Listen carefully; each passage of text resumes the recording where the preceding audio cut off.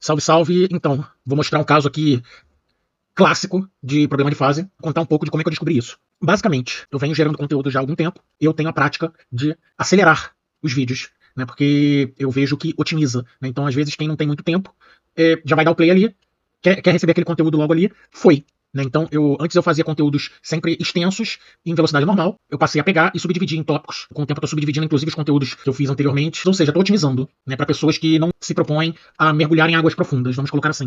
Então, feito essa contextualização, eu comecei a fazer cortes também de 1 minuto ou menos, justamente para as redes que a galera fica só girando, girando, girando, e aí eu venho fazendo. Só que teve um dia que eu postei alguma coisa, e aí eu fui, por algum motivo, conferir, e aí, o que eu me deparei? O áudio estragado no celular. A princípio eu achei que tinha pegado água, né, porque eu tava numa situação, água em sentido amplo, né, poderia ser suor, enfim, né, porque eu tinha passado por uma situação ali, eu tava com ele muito suado e tal, eu falei, caraca, dancei com o falante do celular, então a princípio eu já caí nessa, falei, putz, caraca, mas aí eu falei, cara, deixa eu botar o fone, eu botei o fone rolando bem, então pelo falante do celular mal, pelo fone bem, e aí eu comecei a fazer outros testes. Eu comecei a jogar vários vídeos pra dentro da plataforma. E aí pode ser Pro Tools, pode ser Nuendo, pode ser Cubase, pode ser Studio One, pode ser Ableton, pode ser Reaper, pode ser qualquer uma. Basicamente, eu acho que eu joguei até no Reaper mesmo. Eu queria fazer os testes rápidos. A gente tem essa opçãozinha aqui pra mono. Eu identifiquei realmente que o problema era a fase. Só que eu identifiquei que o problema era a fase, mas não era um problema gravíssimo. Era um problema que pra mim era grave, mas não é gravíssimo, porque poderia passar batido pra maioria das pessoas, como deve ter passado. Até porque muita gente costuma ouvir de fone e tudo mais. Alguns celulares podem vir a ser estéreo, então algumas pessoas nem sequer souberam desse problema, mas eu percebi, e aí eu comecei a fazer engenharia reversa, porque eu realmente vi que o problema era de fase, e não era um problema que eu conseguia resolver invertendo fase. Eu comecei a fazer engenharia reversa em todo o processo. Comecei a fazer combinações de software de captura, com configuração de áudio, com software de edição de vídeo, enfim. Fiz 1 milhão de testes. Em alguns momentos eu achei que o problema era uma coisa, e aí só que depois eu fui fazendo múltiplos testes, e aí eu vi que, na verdade, não era, e aí depois eu achei que o problema era uma outra coisa, e múltiplos testes, né, fui bem científico com essa questão. E aí eu descobri depois de um dia inteiro, né, o que era que estava me prejudicando. Tô falando um dia inteiro, a resolução ela foi subdividida em dias, né, que eu parei ali 2 horas um dia, 2 horas outro dia, 2 horas outro dia, 2 horas outro dia, porque eu não tive como parar e ficar um dia inteiro pra resolver isso, né.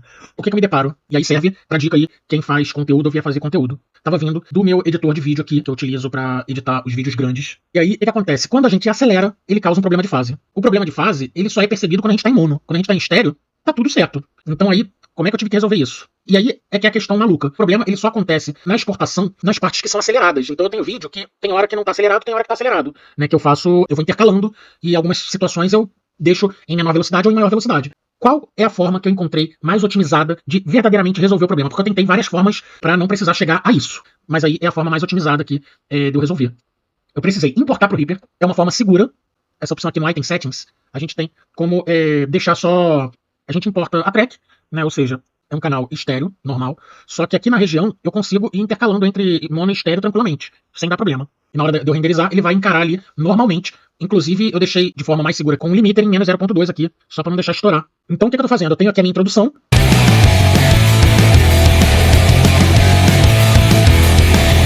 E aí depois eu tenho o meu áudio. Então, se vocês repararem, na introdução ele tá estéreo. Quando vai pro áudio de eu falando, ele fica em mono. Então, como é que eu tô fazendo isso? Vou em Item Settings, e aí, ó, normal era esse aqui. Então, a princípio, em estéreo, ok. Vou dar um play aqui pra vocês perceberem. A forma vai chamar ou designar de alguma forma. Então, eu estou utilizando aqui as formas mais populares que a galera utiliza e que os equipamentos também utilizam seus nomenclatores. E por que eu vou estar falando disso?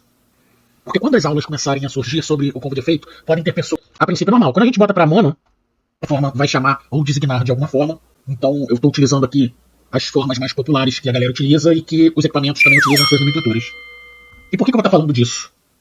Porque quando as aulas começarem a surgir sobre o combo de efeito, podem ter pessoas que vão questionar, mas por que não colocar diretamente no canal, né, que são os insets? Então, essa é sempre uma discussão que eu vejo que muito... O que acontece? A gente percebe que perde presença e perde integridade de som. Então fica ali com várias, parece que até que tá com Flanger, com Phaser, né? E em alguns dispositivos, isso fica mais aparente, em alguns menos. Só que não é pra ser, né? Então aí, eu vou dar um play novamente aqui. A forma vai chamar ou designar de alguma forma. Então eu estou utilizando aqui as formas mais populares que a galera utiliza e que os equipamentos também utilizam seus nomenclatores. Ó, em mono, em estéreo agora. A forma vai chamar ou designar de alguma forma. Então eu estou utilizando aqui as formas mais populares que a galera utiliza e que os equipamentos também utilizam seus nomenclatores.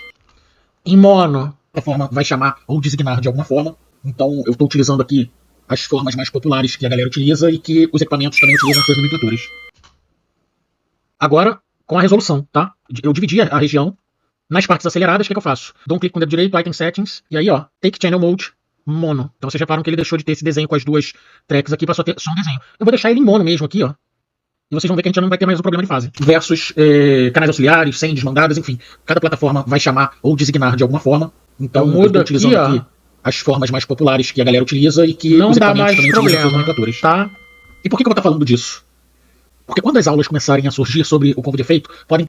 E eu vou mostrar novamente o problema. Eu vou dar um play e vou fazer a mesma coisa que eu fiz ainda agora. Versus canais auxiliares, sends, mandadas, enfim. Cada plataforma vai chamar ou designar de alguma forma. Então eu estou utilizando aqui as formas mais populares que a galera utiliza e que os equipamentos também utilizam seus nomenclatores.